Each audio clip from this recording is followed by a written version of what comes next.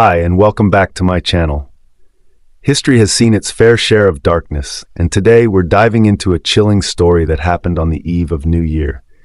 How could a whole family be massacred? This case reveals the depths of human cruelty and the heartbreaking events that unfolded on what should have been a night of celebration. So let's get started.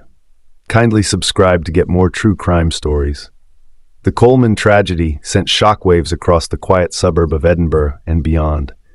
It wasn't just the brutality of the act that gripped the public's attention, but the sheer senselessness of it. A family wiped out by someone they had invited into their home, someone they trusted enough to share a holiday meant for joy and renewal.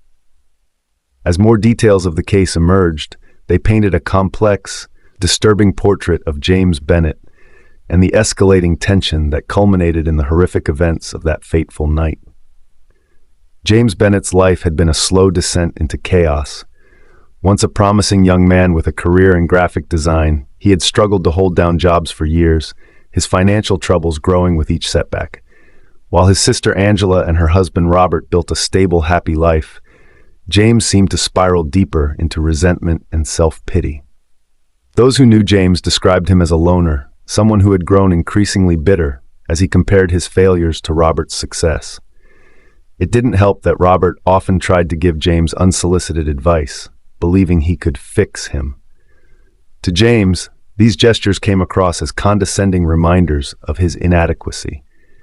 The tension between the two men had come to a head the previous year during a heated family dinner, where James accused Robert of always acting like the hero.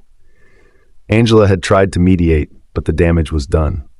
From that point on, James had distanced himself from the family, nursing his grievances in silence. But despite their differences, Angela had always hoped for reconciliation. She invited James to the New Year's Eve gathering as a gesture of goodwill, believing the new year could mark a fresh start. In hindsight, her decision would haunt those who survived the aftermath of the massacre. As investigators pieced together the events of that night, a chilling timeline emerged. James had arrived at the Coleman home earlier than expected, carrying a duffel bag that contained not only the handgun, but also extra ammunition and a collection of disturbing handwritten notes.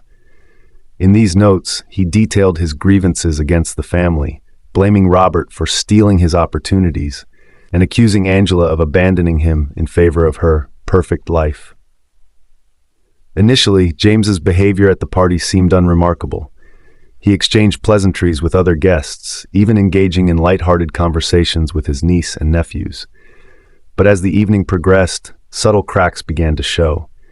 Witnesses later recalled him staring blankly at the family photographs on the walls, his jaw clenched as if suppressing some inner turmoil. The argument between Robert and James, described by one guest as nothing more than a spat, was over something trivial, a joke about James being late for the party.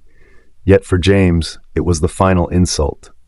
He had come to the party prepared for violence, and this minor slight was enough to set his plan into motion. When the clock struck midnight and the family gathered to toast the new year, James excused himself, claiming he needed to use the restroom. Instead, he retrieved the handgun from his duffel bag and returned to the living room, where he fired the first shot at Robert. The chaos that followed was swift and merciless.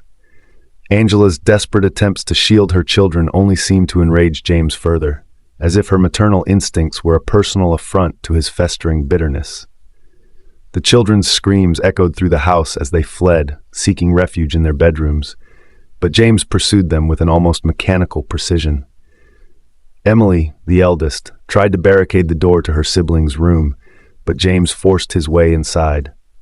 Her brave attempt to protect Michael and Lily was met with unthinkable violence. By the time James left the house, the Coleman family was no more. He discarded the handgun in a nearby river and drove off into the night, leaving behind a scene of unimaginable horror.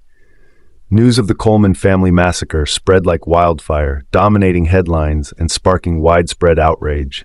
The peaceful suburb, once known for its tight-knit community, became a focal point for media coverage, with reporters camped outside the crime scene for weeks. Neighbors struggled to process the loss, grappling with a mix of grief, guilt, and fear. "We should have seen the signs," one neighbor lamented. "Maybe we could have stopped it." For the police, the case was both straightforward and harrowing. The evidence against James was overwhelming: witness testimonies, his fingerprints on the weapon, and the incriminating notes left behind. But the question of why lingered. What drove a man to destroy an entire family, including innocent children, on a night meant for joy? Psychologists speculated that James's actions stemmed from a combination of untreated mental illness, deep-seated jealousy, and a lifetime of perceived failures. James saw himself as a victim, one expert explained. In his mind, the Coleman family represented everything he thought he deserved but could never achieve. By destroying them, he believed he was reclaiming some sense of power. James's trial began 6 months after the massacre, drawing massive public interest. The courtroom was packed with spectators, many of them friends and relatives of the Coleman family. Angela's parents, devastated by the loss of their daughter and grandchildren, sat stoically through the proceedings, clutching each other's hands for support. The prosecution painted a chilling picture of premeditated murder, presenting James's notes and the meticulously planned sequence of events as evidence. This was not a crime of passion, the lead prosecutor declared. This was a calculated act of evil. James's defense team argued that he suffered from severe mental illness, claiming he was not fully aware of his actions. They presented evidence of his struggles with depression and paranoia, as well as testimony from a psychiatrist who had evaluated him after his arrest. But the jury was unmoved. After just 3 hours of deliberation, they returned a unanimous verdict: guilty on all counts. James Bennett was sentenced to life in prison without the possibility of parole, ensuring he would never harm anyone again. In the years following the tragedy, the Coleman family's home remained vacant, a chilling reminder of the lives lost within its walls. Some residents pushed for the house to be demolished, unable to bear the sight of it, while others advocated for it to be turned into a memorial. Each New Year's Eve, the community gathers in the town square to honor the Coleman family, lighting candles and sharing memories of their kindness and generosity. "They were the heart of this neighborhood," one neighbor said. "We won't let their memory fade." For those who knew and loved the Colemans, the pain of their loss remains a scar that will never fully heal. But their story serves as a powerful reminder of the importance of addressing mental health struggles and the devastating consequences of unchecked resentment and rage. As the clock strikes midnight each new year, the community remembers not just the tragedy, but the love and joy the Coleman family brought into the world. A light that, though extinguished, continues to shine in the hearts of those who carry their memory forward.